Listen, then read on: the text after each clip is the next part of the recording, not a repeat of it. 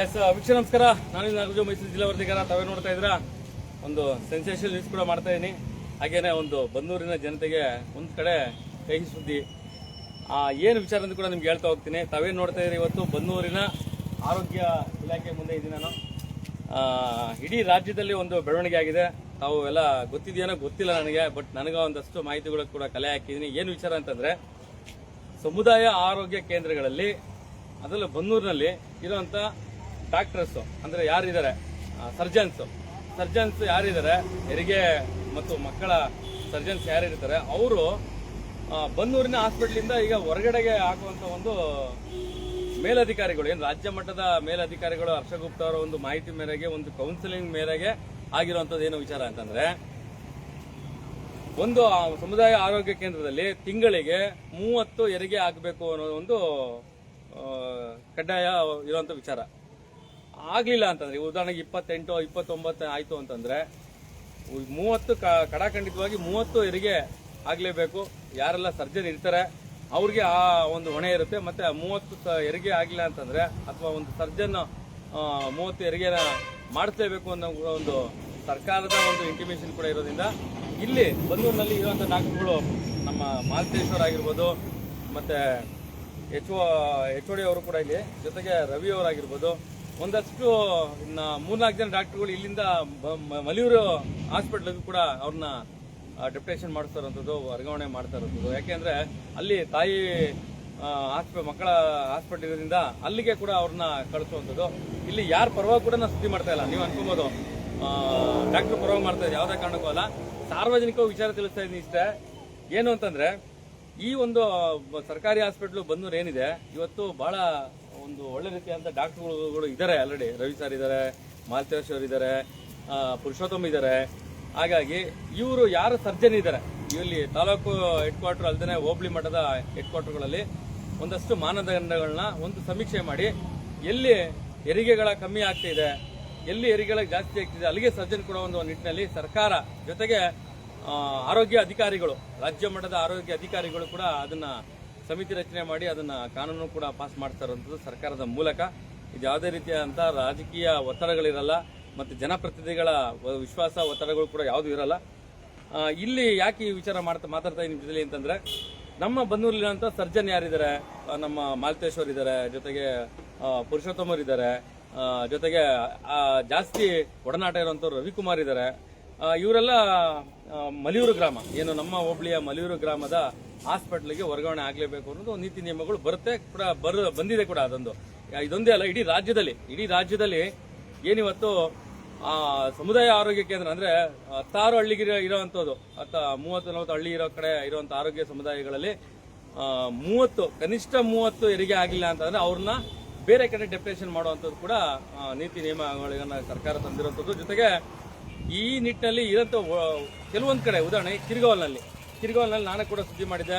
ಇಲ್ಲಿ ರಾತ್ರಿ ಪಾಳಿಯ ಡಾಕ್ಟರ್ಗಳು ಇಲ್ಲ ಅಂತ ಕೂಡ ಸುದ್ದಿ ಮಾಡಿದ್ದೆ. ಈಗ ಅದನ್ನ ಆ ಕಿರ್ಗಾವಲಿನ ಆರೋಗ್ಯ ಇಲಾಖೆನ ತೆಗೆದಾಗ್ತಾ ಇದ್ದಾರೆ ಅಂತ ಕೂಡ ಕೇಳ್ಪಟ್ವಿ. ಜೊತೆಗೆ ಅಲ್ಲಿ ಇರುವಂತ ಸರ್ಜನ್ಗಳು ಬರಲ್ಲ, ಬರೀ MBBS ಡಾಕ್ಟರ್ ಮಾಡ್ತಾ ಇರ್ತಾರೆ. ಉದಾಹರಣೆಗೆ ಇಲ್ಲೂ ಕೂಡ MBBS ಡಾಕ್ಟರ್ ಮಾತ್ರ ಬರ್ತಾರೆ ಅಂತ ಕೂಡ ಮಾಹಿತಿ ಇರೋವಂಥದ್ದು. ಬೆಳಗ್ಗೆ ಕೂಡ ಸಾರ್ವಜನಿಕರು ಹೇಳ್ತಾರೆ, ಡಾಕ್ಟರ್ಗಳೆಲ್ಲ ಡೆಪ್ಯುಟೇಷನ್ ಆಗ್ತಿದ್ದಾರೆ, ನೀವು ಮಾಧ್ಯಮದವ್ರು ಕೇಳಲ್ವಾ ಅಂತ. ನಾವು ಹೇಳ್ತೀವಿ, ಸಾರ್ವಜನಿಕರು ನೀವು ಕೇಳ್ರಿ ಮೊದಲು, ನೀವು ಸತ್ಪ್ರಜೆಗಳು ನೀವು ಕೇಳ್ಬೇಕು ಮೊದಲು.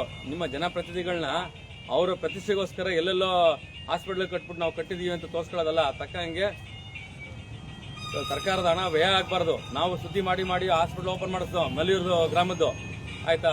ಈಗ ಸ್ಪೆಷಾಲಿಟಿ ಬೇಕು ಅಂತಂದ್ರೆ ನೀವು ಕೂಡ ಸರ್ಕಾರಕ್ಕೆ ಒತ್ತಾಯ ಮಾಡಬೇಕು. ಸಾರ್ವಜನಿಕರು ನಿಮ್ಮ ಜನಪ್ರತಿನಿಧಿಗಳಿಗೆ ಹೇಳಬೇಕು. ಬರೀ ಮಾಧ್ಯಮದವರ ಕೆಲಸ ಮಾಡಂಗಿದ್ರೆ ದೇಶ ಯಾಕೆ ಹಿಂಗಿರ್ಬೇಕಾಗಿತ್ತು. ಒಂದು ಜೊತೆಗೆ ಇಡೀ ರಾಜ್ಯದಲ್ಲಿ ಸಮುದಾಯ ಆರೋಗ್ಯ ಕೇಂದ್ರಗಳು ಎಲ್ಲಿದೆ, ಅಲ್ಲಿ ಯಾರು ಸರ್ಜನ್ ಇರ್ತಾರೆ ಅವ್ರಿಗೊಂದು ಟಾರ್ಗೆಟ್ ಕೂಡ ಸರ್ಕಾರ ಕೊಟ್ಟಿರುವಂತದ್ದು. ಮೇಲಧಿಕಾರಿಗಳು, ರಾಜ್ಯ ಮಟ್ಟದ ಮೇಲಧಿಕಾರಿಗಳು ಕೂಡ ಕೊಟ್ಟಿರುವಂತ ಟಾರ್ಗೆಟ್ 30 ಹೆರಿಗೆಗಳಾಗಿಲ್ಲ ಅಂತಂದ್ರೆ ಅಲ್ಲಿರುವಂತ ಸರ್ಜನ್ನ ಎಲ್ಲಿ 30 ಹೆರಿಗೆ ಆಗುತ್ತೆ ಅಲ್ಲಿಗೆ ಡೆಪ್ಯುಟೇಷನ್ ಮಾಡುವಂಥದ್ದು, ಮತ್ತೆ ಎಲ್ಲಿ ತಾಯಿ ಮತ್ತು ಮಕ್ಕಳ ಆಸ್ಪತ್ರೆಗಳಿಗೆ ಅವ್ರನ್ನ ಹಾಕುವಂಥದ್ದು ಕೂಡ ವಿಚಾರ ಚರ್ಚೆ ಆಗಿ, ಇಲ್ಲಿ ಬನ್ನೂರಿನಲ್ಲಿ ಪ್ರಮುಖವಾಗಿ ಯಾರು ಸರ್ಜನ್ ಇದ್ದಾರೆ, ಇಲ್ಲಿ ಬನ್ನೂರಿನಲ್ಲಿ ಯಾರು ಸರ್ಜನ್ ಇದ್ದಾರೆ ಡಾಕ್ಟರ್, ಅವ್ರನ್ನ ಬೇರೆ ಕಡೆ ಡೆಪ್ಯುಟೇಷನ್ ಮಾಡುವಂಥದ್ದು. ನಾನು ಮತ್ತೊಮ್ಮೆ ಹೇಳ್ತೀನಿ, ಯಾವ ಡಾಕ್ಟರ್ ಪರವಾಗಿ ಕೂಡ ಮಾಡ್ತಾ ಇಲ್ಲ. ನಾನು ಮಾಡ್ತಾ ಇರೋದು ಯಾವತ್ತೂ ಸಾರ್ವಜನಿಕ ಹಿತಾಸಕ್ತಿಯಿಂದ ಇಟ್ಕೊಂಡು ಮಾಡ್ತಾ ಇರೋದು. ಕೆಲವು ಸತ್ಪ್ರಜೆಗಳು ನೀವು ಅರ್ಥ ಮಾಡ್ಕೋಬೇಕು. ನೀವು ಇರುವಂತ ವಿಚಾರಗಳನ್ನೇನು ನಿಮ್ಮ ಜನಪ್ರತಿನಿಧಿಗಳು ಹೇಳಿದ್ರು ಆಗಲ್ಲ. ಇದು ಸರ್ಕಾರದ ಮಟ್ಟಿಗೆ ಅಲ್ಲದೇನೆ ಯಾವುದೇ ಜನಪ್ರತಿನಿಧಿಗಳ ಕೈಲೂ ಇಲ್ಲ. ಇದು ನೀವು ಹೋಗ್ಬಿಟ್ಟು ಸುಮ್ಮನೆ ದೊಂಬರಾಟ ಆಡ್ಕೊಂಡು ನಾವು ಜನಪ್ರತಿನಿಧಿ ಚೇಲಾಗಳು ನಾವು ಹೇಳ್ಕೊತೀವಿ, ಅವ್ರಿಗೆ ಹೇಳ್ಕೊತೀವಿ, MP ಹೇಳ್ಕೊತೀವಿ, MLA ಹೇಳ್ಕೊತೀವಿ, ನಡೆಯಲ್ಲ. ಇದು ಸರ್ಕಾರದ ಕರಡು ನೀತಿ ಅಂತಾನೆ ಹೇಳ್ಬೋದು. ಜೊತೆಗೆ ಅಶ್ರಫ್ ಗುಪ್ತಾ ಅವರು ಏನಿದ್ದಾರೆ ಒನ್ ಆಫ್ ದ ಹೆಡ್ ಒಂದು ಇಲಾಖೆಯಲ್ಲಿ ಬಹಳ ಹೆಸರು ಮಾಡಿದಂಥವ್ರು, ಅವರು ಒಂದು ನೀತಿ ನಿಯಮಗಳನ್ನ ತಂದಿರುವಂಥದ್ದು. ಅಶ್ರಫ್ ಗುಪ್ತಾ ಅವ್ರು ತಂದಿರೋದು ಒಳ್ಳೇದು. ಬಟ್ ಇಲ್ಲಿ ಕೆಲವೊಂದು ಸೆಂಟರ್ಗಳಿಗೆ ತೊಂದರೆ ಆಗುತ್ತೆ. ಉದಾಹರಣೆಗೆ ಬನ್ನೂರೇ ಅನ್ಕೋಣ, ಇಲ್ಲಿ ಬಹಳ ಹೆಚ್ಚು ಅವರು ಕೊಡ್ತಿರೋ ಸರ್ವಿಸ್ ಕೇವಲ ಹೆರಿಗೆಗೆ ಒಂದೇ ನಾವು ಮಾನ್ಯತೆ ಕೊಡೋಕ್ಕಾಗಲ್ಲ. ಎಲ್ಲ ರೀತಿಯ ಅಂತ ಟ್ರೀಟ್ಮೆಂಟ್ಗೂ ಕೂಡ ಶಕ್ತಿ ಸರ್ಜನ್ಗಳಿಗಿರುತ್ತೆ. ಉದಾಹರಣೆಗೆ ಮಕ್ಕಳು ವಿಚಾರ, ಮಹಿಳಾ ವಿಚಾರಗಳಿಗೆ ಬೇರೆ ಬೇರೆ ವಿಚಾರಗಳು ಕೂಡ ಆಗಿರ್ಬೋದು. ಅದು ಸರ್ಜಿಕಲ್ ಡಿಪಾರ್ಟ್ಮೆಂಟ್ ಕೂಡ ಇರ್ಬೋದು. ಹಾಗಾಗಿ ಕೇವಲ ಹೆರಿಗೆನೇ ಇವರು ನೋಡಿಕೊಂಡು 30 ಹೆರಿಗೆ ಆದ್ರೆ ಮಾತ್ರ ನೀವು ಸರ್ಜನ್ಗಳು ಆ ಹಾಸ್ಪಿಟಲ್ ಇರೋಂತ ಹಕ್ಕಿರುತ್ತೆ. ಇಲ್ಲ ಅಂದ್ರೆ ಅತಿ ಹೆಚ್ಚು ಹೆರಿಗೆ ಆಗಿರೋ ಆ ತಿಂಗಳಲ್ಲಿ ಆಗಲ್ಲ. ಅವಾಗ ಏನ್ ಮಾಡ್ತೀರಾ? ಇನ್ನೊಂದು ಕಡೆ ಡಿಸ್ಟ್ರಿಬ್ಯೂಷನ್ ಮಾಡ್ತೀರಾ? ಹೋಗ್ಲಿ. ಬಟ್ ಇಲ್ಲಿ ನಮ್ಮ ಹಣೆ ಬರ ಅಂತಂದ್ರೆ ಬನ್ನೂರಿನ ಹಾಸ್ಪಿಟ್ಲು ಎಲ್ಲ ಅಧಿಕಾರಿಗಳ ಎಲ್ಲ ಅಧಿಕಾರಿ ವರ್ಗಗಳ ಮತ್ತು ಒಂದಷ್ಟು ಇಲಾಖೆಗಳ ಸಮಸ್ಯೆ ಏನು ಅಂತಂದ್ರೆ, ಯಾರೇ ಒಳ್ಳೆ ವ್ಯಕ್ತಿಗಳು ಬಂದು ಉಳಿಸ್ಕೊಳ್ಳಕ್ಕೆ ಒಂದು ಸರ್ಕಾರ ಬಿಡಲ್ಲ, ಇಲ್ಲ ಅಂದ್ರೆ ಜನಪ್ರತಿನಿಧಿ ಬಿಡಲ್ಲ, ಇಲ್ಲ ಜನಗಳೇ ಬಿಡಲ್ಲ. ಈ ರೀತಿ ಆಗಿರೋ ಉದಾಹರಣೆಗೆ ಸತೀಶ್ ಅವರು, ಡಾಕ್ಟರ್ ಸತೀಶ್ ಅವ್ರ ಬಗ್ಗೆ ಬಹಳ ಹೋರಾಟ ಮಾಡಿದ್ವಿ. ಅವ್ರು ಉಳ್ಕೊಬೇಕು ಅಂತ ಅದೊಂದು ಕೌನ್ಸಿಲಿಂಗ್ ಆಯ್ತು. ಅವ್ರದೇ ಒಂದು ಬಾಡಿ ಇರುತ್ತೆ, ಅದು ಕೊನೆಗೆ ಕೋರ್ಟಲ್ಲಿ ಕೂಡ ತೀರ್ಮಾನ ಆಗಿಲ್ಲ, ಅವ್ರು ಹೋಗ್ಲೇಬೇಕು ಅಂತ ಆಯ್ತು. ಅದೇ ತರ ಇದು ಕೂಡ ಆಗಿರುವಂತದ್ದು. ಮತ್ತೊಮ್ಮೆ ಹೇಳ್ತೀನಿ, ಯಾವ ಡಾಕ್ಟರ್ ಪರವಾಗಿ ಕೂಡ ನಾನು ಸುದ್ದಿ ಮಾಡಕ್ ಬಂದಿಲ್ಲ. ಸಾರ್ವಜನಿಕವಾದಂತ ವಿಚಾರಗಳನ್ನ ಮುಟ್ಟಿಸ್ತಾ ಇದ್ದೀನಿ. ಮತ್ತೆ ಸತ್ಪ್ರಜೆಗಳು ಇದನ್ನ ತಿಳ್ಕೊಬೇಕು ಕೆಲವೊಂದು ವಿಚಾರಗಳನ್ನ ಅಂತ ಕೂಡ ಹೇಳುವಂಥದ್ದು. ಈಗ ಇಲ್ಲಿಗೆ ಬನ್ನೂರಿಗೆ ಕೇವಲ 33 ಹಳ್ಳಿ ಅಂತೀವಿ, ಆದ್ರೆ ಬರುವಂತ 60 ಹಳ್ಳಿಯಿಂದ ಜನ ಬರ್ತಾರೆ. ಬೇರೆ ಬೇರೆ ಟ್ರೀಟ್ಮೆಂಟ್ಗಳು ಕೂಡ ಆಗುತ್ತೆ ಅಂತ ಅದು ನಿಜ. ಯಾಕೆಂದ್ರೆ ಒಳ್ಳೆ ಹೆಸರಿದೆ ಬನ್ನೂರು ಹಾಸ್ಪಿಟ್ಲಿಗೆ, ಹಾಗಾಗಿ ಬಂದೇ ಬರ್ತಾರೆ. ಆದ್ರೆ ಇಲ್ಲಿರೋ ಡಾಕ್ಟರ್ ಸರ್ಜನ್ಗಳನ್ನ ನೀವು ತಗೊಂಡೋಗಿ ಮಲಿಯೂರಲ್ಲಿ ನೀವು ಮಾಡ್ರ ಹಾಸ್ಪಿಟ್ಲೇ ಹೆಂಗಿತ್ತು ಅಂತ, ಮನೆ ಏನಾಯ್ತು ಅಂತ ನಾವು ಹಲವಾರು ಬಾರಿ ಸುದ್ದಿ ಮಾಡಿದ್ಮೇಲೆ ಅದನ್ನ ಈಗ ಹೆಂಗೋ ಒಂದು ಉನ್ನತೀಕರಣ ಕೂಡ ನೀವು ವ್ಯವಸ್ಥೆ ಮಾಡಿದ್ರೆ ಅದು ಆಗ್ಲೇ ಇಲ್ಲದ ಜನ ಹೋಗ್ತಿದ್ದಂಗೆ ಮೂಲೆಯಲ್ಲಿ ಸೇರ್ಕೊಂಡ್ಬಿಟ್ಟಿದೆ ಅದೊಂದು ಹಾಸ್ಪಿಟ್ಲು. ಅವರವರ ಪ್ರತಿಷ್ಠೆಗಳಿಗೆ, ಜನಪ್ರತಿನಿಧಿಗಳ ಪ್ರತಿಷ್ಠೆಗಳಿಗೆ ನೀವು ಮಾಡ್ಕೊಂಡ್ರಿ, ತೊಂದರೆ ಇಲ್ಲ. ಬಟ್ ಅನುಕೂಲ ಏನಾಯ್ತು? ಈಗ ಕಿರ್ಗಾಲಲ್ಲಿದೆ ಹಾಸ್ಪಿಟ್ಲು, ಸರ್ಜನ್ ಕೊಡಕ್ಕಾಗ್ತಿಲ್ಲ.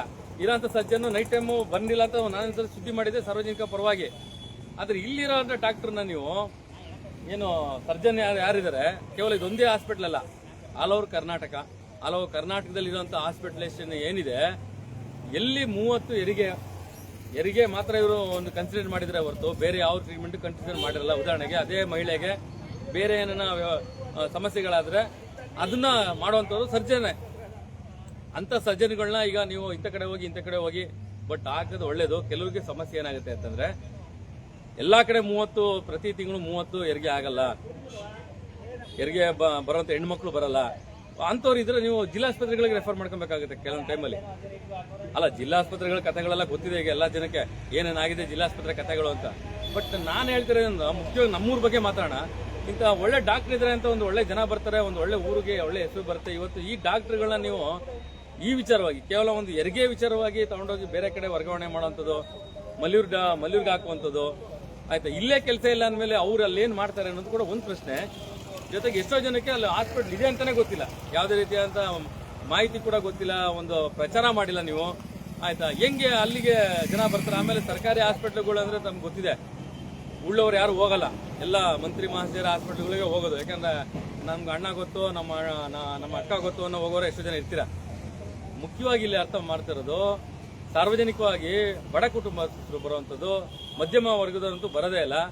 ಬಹಳ ಆರ್ಥಿಕವಾಗಿ ಹಿಂದುಳಿದಂತ ಬರುವಂತ ರೋಗಿಗಳು ಅಥವಾ ಬಾಣಂತಿಯರು, ಗರ್ಭಿಣಿಯರಿಗೆ ಇವ್ರನ್ನ ಇಲ್ಲಿ ಟ್ರೀಟ್ಮೆಂಟ್ ಮಾಡಕ್ಕೆ MBBS ಡಾಕ್ಟರ್ ಯಾವುದೇ ಕಾರಣಕ್ಕೂ ಸಾಧ್ಯ ಇಲ್ಲ. MBBS ಡಾಕ್ಟರ್ ಏನ್ ಮಾಡ್ತಾರೆ, ಅವ್ರನ್ನ ರೆಫರ್ ಮಾಡ್ತಾರೆ. ಎಲ್ಲಿಗೆ? ತಾಲೂಕುಗೋ ಜಿಲ್ಲೆಗೋ ವಾರಿಗೋ ರೆಫರ್ ಮಾಡ್ತಾರೆ. ಅದೇ MBBS ಡಾಕ್ಟರ್ ಅವ್ರೇನು ಪರಿಣಿತಿ ಹೊಂದಿರೋರು ಕೂಡ ಯಾರು ಬರಲ್ಲ. MBBS ಡಾಕ್ಟರ್ಗಳು ಪರಿಣಿತಿ MBBS ಅಂತ ಬೋರ್ಡ್ ಹಾಕೊಂಡ್ರೆ ಅಥವಾ ಅವ್ರು ಪಾಸ್ ಆಗಿದ್ರೆ ಸಾಕು, ಅಥವಾ ಆ ವರ್ಷದಲ್ಲಿ ಆಗಿರ್ಬೋದು, ಕಳೆದ ವರ್ಷದಲ್ಲಿ ಆಗಿರ್ಬೋದು. ಒಂದ್ ರೀತಿ ಹೇಳೋದಾದ್ರೆ ಗೊಂದಲಮಯ ಏನು ಅಂತಂದ್ರೆ, MBBS ಡಾಕ್ಟರ್ಗಳು ಬಂದ್ರೆ ಅವ್ರು ಹೊಸಬ್ರು, ಹಳಬ್ರು, ಅವ್ರ ಟ್ರೈನರು ಅಥವಾ ಇನ್ನಿತರ ಅಥವಾ ಅವರು ನಿಜವಾಗ್ಲೇ MBBS ಆಗಿರೋರು ಅಥವಾ ಯಾರನ್ನ ರಾಜಕೀಯ ಪ್ರೇರಿತಗಳಿಂದ MBBS ಆಗಿರೋರು, ಅದೆಲ್ಲ ಕೆಲವೊಂದು ಮಾನದಂಡಗಳು ಕೂಡ ನಾವು ಯೋಚನೆ ಮಾಡಬೇಕಾಗುತ್ತೆ. ಬಟ್ ಸರ್ಜಿಕಲ್ ಅನ್ನ ನೀವು ತೆಗೆದು ಕೆಲವೊಂದು ಜನಪ್ರಚಾರ ಇಲ್ಲದೆ ಇರೋಂಥ ಹಾಸ್ಪಿಟ್ಲ್ಗಳಿಗೆ ಹಾಕಿದ್ರೆ ನಮ್ಮ ಬನ್ನೂರಿನ ಕತೆ ಏನು ಅನ್ನೋದು ಪ್ರಶ್ನೆ. ಇಷ್ಟೊತ್ತರೂ ಕೂಡ ನಾನು ಒಂದಷ್ಟು ಚರ್ಚೆ ಮಾಡಿದೆ ಡಾಕ್ಟರ್ಗಳ ಹತ್ರ. ಸರ್, ನೀವೆಲ್ಲ ಸರ್ಜಿಕಲ್ ನೀವೆಲ್ಲ ಹೊಟ್ಟೋಗ್ಬಿಟ್ರೆ ಹೆಂಗೆ ಸರ್ ಅಂತ.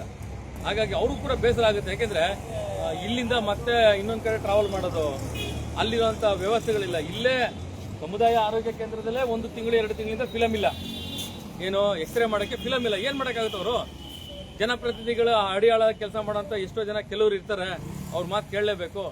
ಸರ್ಕಾರ ವಿರುದ್ಧ ಮಾತಾಡೋಕ್ಕಾಗಲ್ಲ, ಆಯ್ತಾ? ಸತ್ಪ್ರಜೆಗಳಂತೂ ಮಾತಾಡೋದಿಲ್ಲ. ನಮ್ಮಂಥವ್ರು ಮಾಧ್ಯಮದವರನ್ನ ಮಾತಾಡಿದ್ರೆ ನಿಮ್ಗೆ ಎಲ್ಲೆಲ್ಲ ಉರಿ ಬಂದ್ಬಿಡ್ತದೆ, ಆಯ್ತಾ? ಆಡಳಿತ ಪಕ್ಷ ವಿರೋಧ ಪಕ್ಷ ಅನ್ನೋದೆಲ್ಲ ನೀವು ಕನ್ಸಿಡರ್ ಮಾಡ್ತೀರಾ. ಆ ಜಾತಿ ಈ ಜಾತಿ ಎಷ್ಟು ಕೂಡ ಅವರೇ ಅನ್ನೋದೆಲ್ಲ. ಒಂದು ಒಳ್ಳೆ ವಿಚಾರ ತಗೊಳಕ್ಕೂ ಯೋಗ್ಯತೆ ಇಲ್ಲದ ಕೆಲವರು, ಇಲ್ಲ ಒಂದು ಒಳ್ಳೆ ವಿಚಾರ ಹೇಳಕ್ಕೂ ಯೋಗ್ಯತೆ ಇಲ್ಲದ ಕೆಲವರು ಈ ತರ ಇದು ಏನು ಈಗ ಸತೀಶ್ ಡಾಕ್ಟರ್ ಇದ್ರು ಇಲ್ಲಿ ಇಷ್ಟೆಲ್ಲ ಹೋರಾಟ ಮಾಡೋದ್ವಿ ನಾವು, ಆಯ್ತಾ? ಯಾರಿಗೆ ಅದನ್ನ ಮನವಿ ಪತ್ರ ಕೊಟ್ಟು ನಾವು ಉಳಿಸ್ಕೊಬೇಕು ಅನ್ನೋಕ್ಕಾಗಿಲ್ಲ. ಉದಾಹರಣೆಗೆ ನರಸೀಪುರದಲ್ಲಿ ಡಾಕ್ಟರ್ ರೇವಣ್ಣವರು, ಈ ತರ ಒಂದು 1000 ಜನ ಇದಾರೆ ಬಿಡಿ, ಒಳ್ಳೊಳ್ಳೆ ಡಾಕ್ಟರ್ಗಳಿದ್ದಾರೆ. ಉದಾಹರಣೆಗೆ ಇಲ್ಲಿರೋ ಡಾಕ್ಟರ್ಗಳೇ ಸರ್ಜಿಕಲ್ನವರೆಲ್ಲ ಈಗ ಬೇರೆ ಕಡೆ ಹಾಕುವಂತ ಪ್ರಮೇಯ ಆಗ್ಬಿಟ್ಟಿದೆ. ಈಗ ಅದು ಒಂದು ಸಮಿತಿ ರಚನೆ ಆಗಿದೆ. ಹರ್ಷಗುಪ್ತ ಅವರ ಒಂದು ಇದರಲ್ಲಿ ಮೇಲ್ಮಟ್ಟದ ಒಂದು ಸಮಿತಿ ರಚನೆ ಆಗಿದೆ. ಅದು ಸರ್ಕಾರ ಕೈಲೂ ಕೂಡ ಇಲ್ಲ, ಯಾಕೆಂದ್ರೆ ಅದು ಅವ್ರಿಗೆ ಅದನ್ನ ಜವಾಬ್ದಾರಿ ಕೊಟ್ಟಿರುವಂತದ್ದು. ನೀವು ಯಾವ ಜನಪ್ರತಿನಿಧಿಗಳಿಗೆ ಹೋಗಿ ಬಿಲ್ ಹೊತ್ತಿದ್ರು ಕೆಲವರು ಹೇಳ್ತಾರೆ ನಾನು ಮಾಡಿಸ್ಬಿಡ್ತೀನಿ, ಡೆಪ್ಯುಟೇಷನ್ ಮಾಡಿಸ್ಬಿಡ್ತೀನಿ, ನಾನು ರಾಜಕೀಯ ಛಲಗಳು ಇರ್ತಾರಲ್ಲ ಅವ್ರದ್ದೆಲ್ಲ ಆಟ ನಡೆಯಲ್ಲ ಈ ಇಲಾಖೆಯಲ್ಲಿ ಈಗ ಸದ್ಯಕ್ಕೆ. ಬಟ್ ನಮ್ಮ ಬಂದೂರು ಏನು ಅಂತಂದ್ರೆ, ಈಗ ಇಂಥ ಆರೋಗ್ಯ ಇಲಾಖೆ ಇಟ್ಕೊಂಡು, ಆರೋಗ್ಯ ಇಲಾಖೆ ಅಧಿಕಾರಿಗಳು ಇಟ್ಕೊಂಡು ಇವತ್ತು ನಾವು ಅದನ್ನು ಸರ್ಜಿಕಲ್, ಈಗೇನೋ ನಾವು ಯಾರನ್ನ MBBS ಡಾಕ್ಟ್ರು ಸಾಮಾನ್ಯವಾಗಿ ಸರ್ಜಿಕಲ್ ಮಾತ್ರ, ಸರ್ಜನ್ ಮಾತ್ರ ಪ್ರೆಗ್ನೆನ್ಸಿ ಲೇಡಿ ನೋಡುವಂಥದ್ದು ಮತ್ತೆ ಆಪರೇಷನ್ ಮಾಡುವಂಥದ್ದು, ಅಥವಾ ಇನ್ನಿತರ ಯಾವುದೇ ಹೆಣ್ಮಕ್ಳು ಸಮಸ್ಯೆ ಇದ್ರು ಏನು ಮಾಡ್ತೀರಾ? ಈಗ ಈ ವಿಷಯ ಗೊತ್ತಿದೆ ನಿಮಗೆ. ಇದು ಸರ್ಕಾರೇತರ ವಿಚಾರ ಆಗಿರುವಂಥದ್ದು. ಇನ್ನೂ ಒಂದಷ್ಟು ಮಾಧ್ಯಮಗಳು ಕೂಡ ಎಲ್ಲೂ ಕೂಡ ಅದು ಬಹಿರಂಗ ಆಗಿಲ್ಲ. ಆಗಿದ್ರು ಕೂಡ ನೀವೆಲ್ಲ ನೋಡಲ್ಲ, ಕೂತ್ಕೊಂಡು ಧಾರಾವಾಹಿ ನೋಡುವಂಥ ಕೆಲವು ಜನ ಇರ್ತೀರಾ. ಈ ತರ ಮನಸ್ಥಿತಿಗಳು ಇರುವಂತಿರೋದ್ರಿಂದ ನಮ್ಮ ಬಂದೂರಿನಲ್ಲಿ ಬೇಜಾರಾಗೋ ವಿಚಾರ ಏನು ಅಂತಂದ್ರೆ, ನಾನು ಒಬ್ಬ ಬಂದೂರಿನಲ್ಲಿ ಇರೋದ್ರಿಂದ ನಮಗೂ ಕೂಡ ಈ ಒಂದು ಅನ್ನದ ಋಣ ಇರೋದ್ರಿಂದ ಒಂದಷ್ಟು ಒಳ್ಳೆ ವಿಚಾರಗಳನ್ನು ಕೂಡ ನಿಮ್ಗೆ ತಿಳಿಸೋಣ ಅಂತ ಕೂಡ ನಾನು ಸುದ್ದಿ ಮಾಡ್ತಾ ಇರೋದು. ಬಟ್ ಇನ್ನು ಕೆಲವೇ ದಿನಗಳಲ್ಲಿ ಇಲ್ಲಿಂದ ಡಾಕ್ಟರ್ಗಳನ್ನ ನೀವೇನೇ ನಿಂತ್ಕೊಂಡು ಮಾಡಿದ್ರು, ಯಾವ ರೆಕಮೆಂಡೇಶನ್ ತಂದ್ರು ಇವ್ರನ್ನ ಉಳಿಸ್ಕೊಳಕ್ಕಾಗಲ್ಲ. ಉದಾಹರಣೆಗೆ ಪುರುಷೋತ್ತಮರಾಗಿರ್ಬೋದು, ಸಜ್ಜನ್ನು, ಜೊತೆಗೆ ರವಿ ಸಾರ್ ಆಗಿರ್ಬೋದು, ಮತ್ತೆ ನಮ್ಮ ಮಾಲ್ತೇಶ್ವರ್ ಆಗಿರ್ಬೋದು, ಮತ್ತೆ ಮೇಡಮ್ ಕೂಡ ಒಬ್ರು ಲೇಡಿ ಡಾಕ್ಟರ್ ಇದ್ದಾರೆ.